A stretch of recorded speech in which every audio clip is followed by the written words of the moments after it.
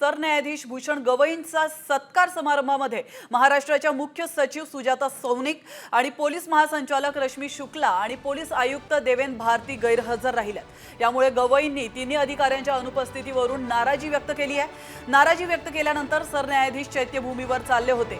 यावेळी तिन्ही अधिकारी धावत चैत्यभूमीवर पोहोचले आणि दिलगिरी त्यांनी व्यक्त केली होती। मात्र यावेळी सरन्यायाधीश गवईंनी तिन्ही अधिकाऱ्यांची चांगलीच कान उघडणी केल्याचं पाहायला मिळालं।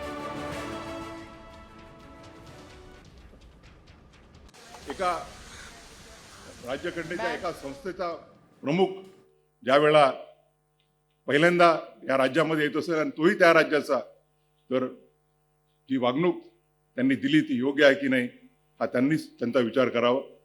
या लहान गोष्टीमध्ये मला हे नाही, दुसरा एखादा आमच्याला एखादा कुणी असता तर आर्टिकल 142 किंवा 140